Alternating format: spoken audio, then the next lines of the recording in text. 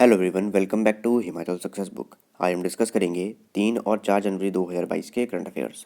सबसे पहले हम हिमाचल प्रदेश के करंट अफेयर डिस्कस करेंगे, उसके बाद कुछ इंपॉर्टेंट नेशनल और इंटरनेशनल करंट अफेयर डिस्कस करेंगे। स्टार्ट करते हैं discussion. First question is, by implementing successfully which two schemes Himachal Pradesh has become the first LPG enabled and smoke free state in the country. Himachal Pradesh किन दो योजनाओं को सफलतापूर्वक लागू करके देश का पहला एलपीजी युक्त और धुआं मुक्त राज्य बन गया है? तो कौन सी दो योजनाएं हैं जिन्हें कि लागू किया गया हिमाचल प्रदेश में और उनकी वजह से हिमाचल प्रदेश देश का पहला एलपीजी युक्त और धुआं मुक्त राज्य बन गया है? तो उनमें से एक है उज्ज्वला योजना और दूसरी है गृहिणी सुविधा योजना। जो उज्ज्वला योजना है वो केंद्र सरकार की योजना है और गृहिणी सुविधा योजना जो है वो हिमाचल प्रदेश सरकार की योजना है। तो उज्ज्वला योजना और गृहिणी सुविधा योजना, इन दोनों योजनाओं को लागू करके हिमाचल प्रदेश देश का पहला एलपीजी युक्त और धुआं मुक्त राज्य बन गया है। सबसे पहले बात करें उज्ज्वला योजना की। 1 मई 2016 को इसे शुरू किया गया था भारत सरकार द्वारा और इसे उन गरीब महिलाओं के लिए शुरू किया गया जो कि बीपीएल में आती हैं, यानी कि बिलो पॉवर्टी लाइन है, और इसके अंतर्गत उन्हें मुफ्त एलपीजी गैस कनेक्शन दिए जाते हैं। दूसरी है हमारी मुख्यमंत्री गृहिणी सुविधा योजना, जो कि हिमाचल प्रदेश सरकार की योजना है। 26 मई 2018 को इसे शुरू किया गया था। इसके अंतर्गत गैस कनेक्शन रहित परिवारों को एलपीजी कनेक्शन जो है निःशुल्क वितरित किए जा रहे हैं और इसमें उन परिवारों को ये गैस कनेक्शन दिए जाते हैं जो कि उज्ज्वला योजना के दायरे में नहीं आए थे। तो इन दोनों योजनाओं को इम्प्लीमेंट करके हिमाचल प्रदेश देश का पहला एलपीजी युक्त और धुआं मुक्त राज्य बन गया है। Where did Chief Minister Jairam Thakur inaugurate the new office of Himachal Pradesh scheduled caste commission?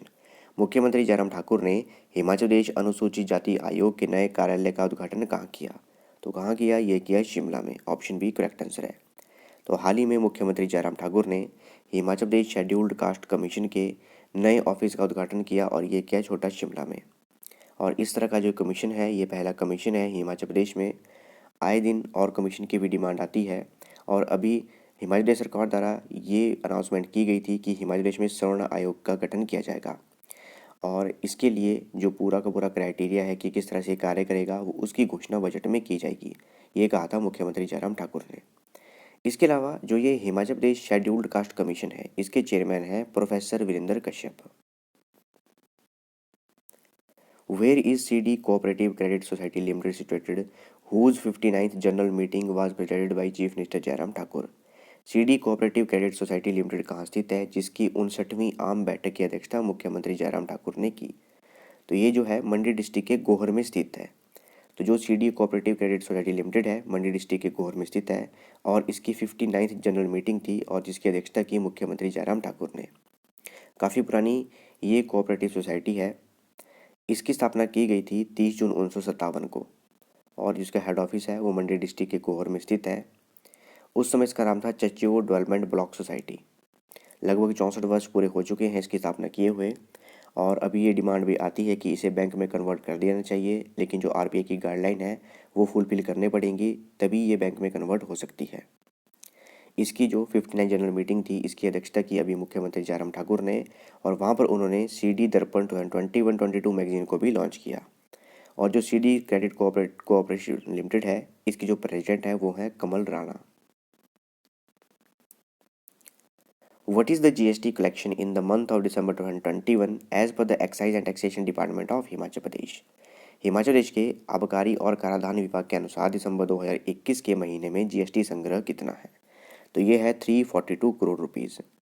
तो जो हिमाचल प्रदेश का एक्साइज एंड टैक्सेशन डिपार्टमेंट है उनके द्वारा बताया गया कि दिसंबर 2021 में हिमाचल प्रदेश में 342 करोड़ रुपए का जीएसटी कलेक्ट किया गया है। और जो करंट फाइनेंशियल ईयर चला है हमारा 2021-22 का, उसमें दिसंबर 2021 तक 3157.26 करोड़ रुपए कलेक्ट कर लिए गए हैं। और पिछली वर्ष अगर इसी को कंपेयर किया जाए, यानी कि जो पिछला फाइनेंशियल ईयर था उसका दिसंबर मंथ कंपेयर किया जाए तो उस महीने था 2370.45 करोड़ रुपए और इस बार का जो है वो 33% ज़्यादा है पिछले फाइनेंशियल ईयर से। इसके अलावा जीएसटी की फुल फॉर्म है गुड्स एंड सर्विसेज टैक्स, जो कि एक इनडायरेक्ट टैक्स है। 1 जुलाई 2017 को इसे लागू किया गया था और इसे 101st अमेंडमेंट के अंतर्गत लागू किया गया था, यानी कि संविधान में 101वीं अमेंडमेंट की गई थी, संशोधन किया गया था, उसके अंतर्गत इसे इम्प्लीमेंट किया गया था। अच्छा, मुझे क्वेश्चन का आंसर दीजिएगा कि 101st अमेंडमेंट में तो जीएसटी को लागू किया गया था, लेकिन जो 103rd अमेंडमेंट की गई थी उसमें किस चीज़ को इम्प्लीमेंट किया गया था हमारे पूरे भारत में। इसका मैं एक हिंट देता हूँ कि इसके लिए एक कमेटी भी गठित की गई है और सुप्रीम कोर्ट ने जवाब मांगा है कि किस बेसिस पर इसका गठन किया गया था। तो जो 103rd अमेंडमेंट है उसके अंतर्गत किस चीज़ का गठन किया गया था, ये आपको कमेंट बॉक्स में लिख के बताना है। और जो हमारा जीएसटी है वो आता है सीबीआईसी के अंतर्गत, यानी कि central board of indirect tax and customs. और जो जीएसटी डे है वो 1 जुलाई को मनाया जाता है। Where is the Manu Rangshala situated? Manu Rangshala कहाँ स्थित है? तो कुल्लू जिले के मनाली में स्थित है मनु रंगशाला। देखिए भी न्यूज़ में क्यों है, तो विंटर कार्निवाल चला है, शरदोत्सव चला है, तो काफ़ी फंक्शन जो है, काफ़ी इवेंट जो है ऑर्गेनाइज किए जा रहे हैं मनु रंगशाला में। Doctor Ankita Sharma, who has been honored with the Outstanding Young Scientist Award by Indian Society for the Study of Animal Reproduction, belongs to which district of Himachal Pradesh? Doctor Ankita Sharma, जिन्हें Indian society for the study of animal reproduction द्वारा उत्कृष्ट युवा वैज्ञानिक पुरस्कार से सम्मानित किया गया है, हिमाचल प्रदेश के किस जिले से संबंधित हैं? हमीरपुर जिले की रहने वाली हैं ये। एग्जैक्टली बात करें तो हमीरपुर जिले की नदौन की रहने वाली हैं और इन्हें Indian society for the study of animal reproduction द्वारा उत्कृष्ट युवा वैज्ञानिक पुरस्कार से सम्मानित किया गया है। डिस्कस करते हैं नेशनल और international current affairs. What is the unemployment rate of India in December 2021 as per the centre for monitoring Indian economy? Centre for monitoring Indian economy के अनुसार दिसंबर 2021 में भारत की बेरोजगारी दर क्या है? तो 7.9% जो है अनएम्प्लॉयमेंट रेट है इंडिया में दिसंबर 2021 में, centre for monitoring Indian economy के द्वारा जो बताया गया है आंकड़ों के अनुसार। तो जो हमारा centre for monitoring Indian economy है जो कि मुंबई में स्थित है, उनके द्वारा कुछ फैक्ट दिए गए हैं। तो दिसंबर में जो इंडिया में अनएम्प्लॉयमेंट रेट है वो है 7.9%, नवंबर में थी 7% और अगस्त में थी 8.3%। और जो अर्बन अनएम्प्लॉयमेंट रेट है वो दिसंबर में थी 9.3% और नवंबर में थी 8.2%। और जो रूरल अनएम्प्लॉयमेंट रेट है वो दिसंबर में थी 7.3% और नवंबर में थी 6.4%। तो जो अनएम्प्लॉयमेंट रेट का जो भी डाटा है वो दिया गया है हमारा centre for monitoring Indian economy के द्वारा। Which COVID vaccine has been approved for the age group of 15 to 17 years whose vaccination started on 3rd January 2022? 15 से 17 वर्ष के आयु वर्ग के लिए कौन सा कोविड वैक्सीन स्वीकृत की गई जिनका टीकाकरण 3 जनवरी 2022 को शुरू हुआ है? तो जैसा कि प्रधानमंत्री मोदी ने अनाउंस किया था कि 15 से 17 वर्ष की आयु वाले जितने भी बच्चे हैं, बालिकाएं हैं, उन्हें कोविड-19 की वैक्सीनेशन लगाई जाएगी 3 जनवरी 2022 से। तो इसमें कौन सी वैक्सीन उन्हें अप्रूव की गई है? तो ये की गई है Covaxin. Option A correct answer है। इसके लिए पहले कुछ कन्फ्यूजन भी था, तो जो हमारी हेल्थ मिनिस्ट्री है, यूनियन हेल्थ मिनिस्ट्री, उनके द्वारा ट्वीट करके बताया भी गया कि जो कोवैक्सीन है वो अप्रूव की गई है 18 से लेस वालों को, जो भी अभी अप्रूवल दिया गया है कोविड वैक्सीनेशन के लिए, तो इन्हें कोवैक्सीन अप्रूव की गई है। इसमें अगर आपको कन्फ्यूजन है कि कौन कौन सा एज ग्रुप होगा, तो जिनका जन्म 2005, 2006 और 2007 में हुआ है उनके लिए वैक्सीनेशन अप्रूव की गई है और ये वैक्सीनेशन है कोवैक्सीन। और 28 डेज़ के गैप के बाद इन्हें सेकेंड डोज भी लगेगी। और जो 18 प्लस है उनके लिए सारी की सारी वैक्सीन जो है एलिजिबल कर दी गई हैं, इंक्लूडिंग कोविशील्ड। इसके अलावा हाल ही में 2 वैक्सीन को अप्रूवल भी दिया गया है इमरजेंसी यूज़ के लिए इंडिया में। वो है एक कोर्बीवैक्स और दूसरी हमारी कोवोवैक्स। कोर्बीवैक्स को हैदराबाद की कंपनी है बायोलॉजिकल ई, उनके द्वारा बेलर कॉलेज ऑफ मेडिसिन जो कि अमेरिका में स्थित है और डायनावैक्स टेक्नोलॉजी इनके साथ मिलकर बनाया गया है। और जो कोवोवैक्स है उसे बनाया गया है सीरम इंस्टीट्यूट ऑफ इंडिया जो कि पुणे में स्थित है। इसके अलावा 7 और वैक्सीन है जिन्हें की इमरजेंसी अप्रूवल दिया गया है। वो हैं Zydus Cadila, Moderna, Gamaleya Sputnik V, Janssen Johnson and Johnson, Oxford AstraZeneca, Serum Institute of India Covishield और Bharat Biotech Covaxin. Which company recently has collaborated with SBI Cards Payment Services Limited for card tokenization to protect card holders' data in local and international transactions? किस company ने हाल ही में स्थानीय और अंतर्राष्ट्रीय लेन then में card धारकों के डेटा की सुरक्षा के लिए कार्ड टोकनाइजेशन के लिए SBI card payment service limited के साथ सहयोग किया है? किसने किया है? ये किया है पेटीएम ने। ऑप्शन बी करेक्ट आंसर है।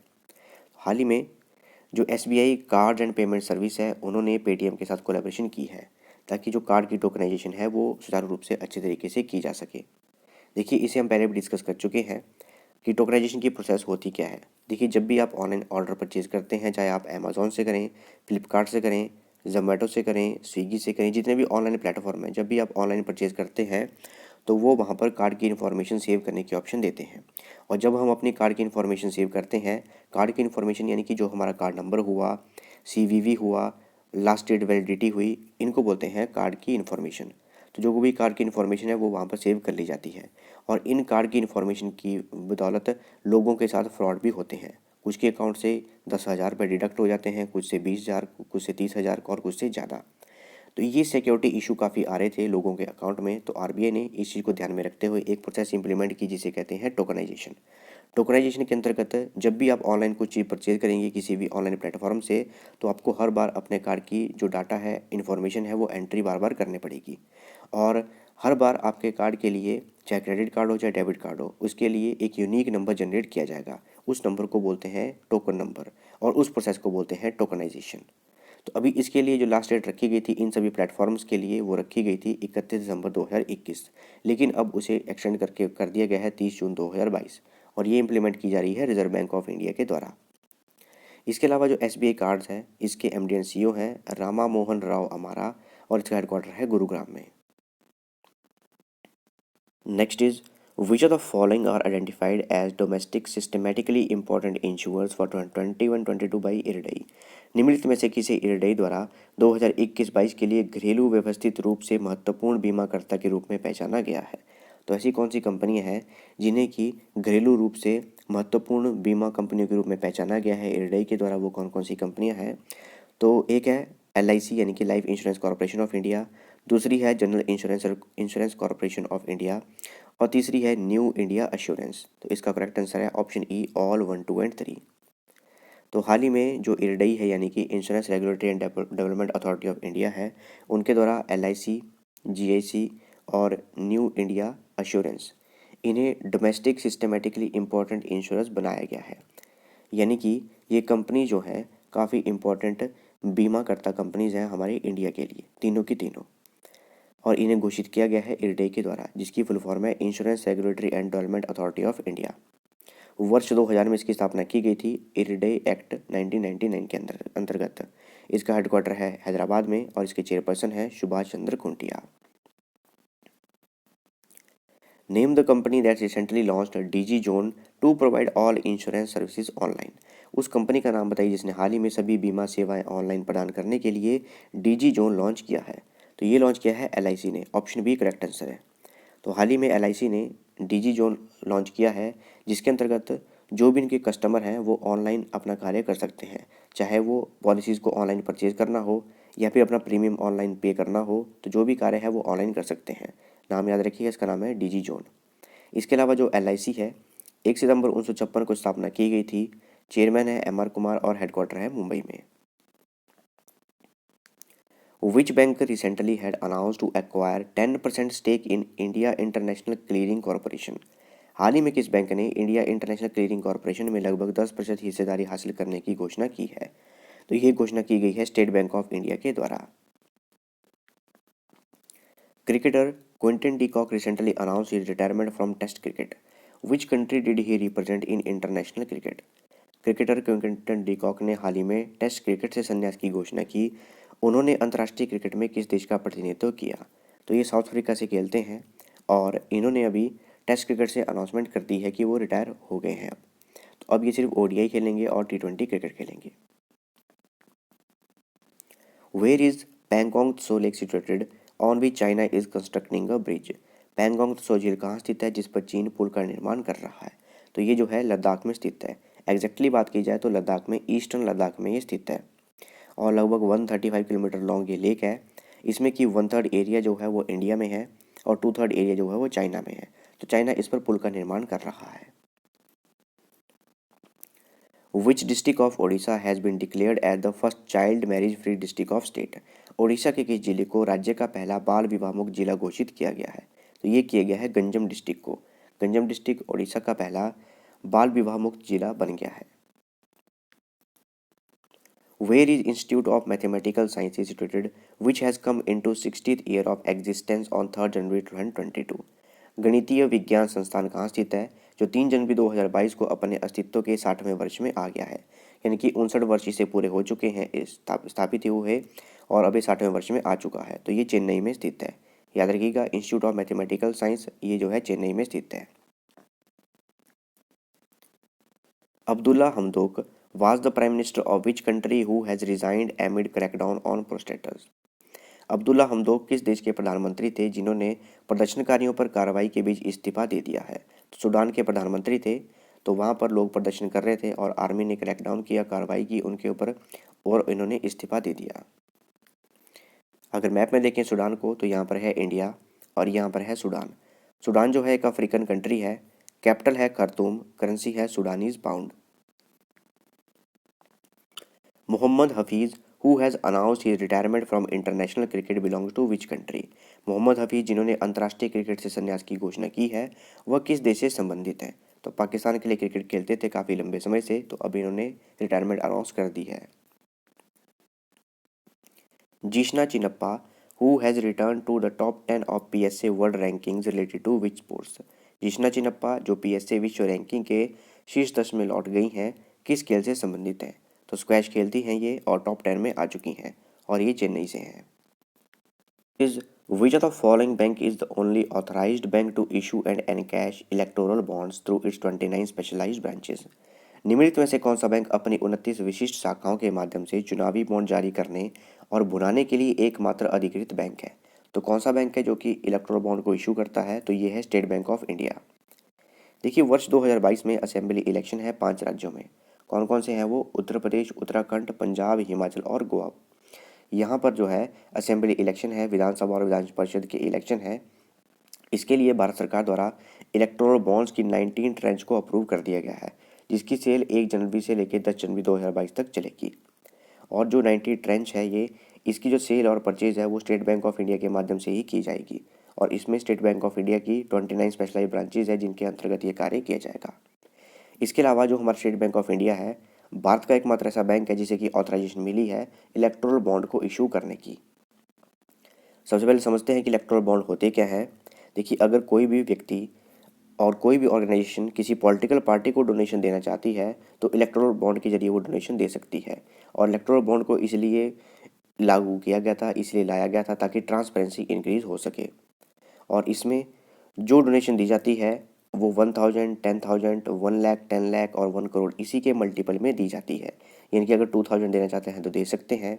तो 1000 से लेके 1 करोड़ इन्हीं के मल्टीपल्स में जो है इलेक्टोरल बॉन्ड के अंतर्गत डोनेशन दी जा सकती है। उसके बाद है कि कौन कौन इसे परचेज कर सकता है, यानी कि डोनेशन देने के लिए इलेक्टोरल बॉन्ड कौन कौन परचेज कर सकता है। तो इलेक्टोरल बॉन्ड परचेज करने के लिए एक तो सिटीजन ऑफ इंडिया होनी चाहिए।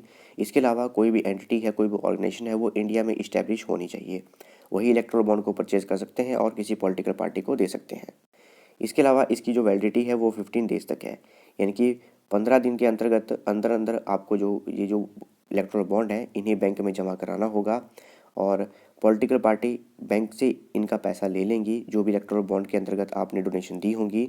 और अगर 15 दिन के अंतर्गत अंतर ऐसा कार्य नहीं करते हैं तो जो भी ये पैसा है सारा इसे प्राइम मिनिस्टर रिलीफ फंड में डाल दिया जाएगा। इसके बाद है इलेक्टोरल बॉन्ड स्कीम कब लागू की गई। तो इसके लिए फाइनेंस बिल 2017 लाया गया था जिसे कि 2018 में नोटिफाई किया गया इलेक्टोरल बॉन्ड स्कीम 2018 के अंतर्गत।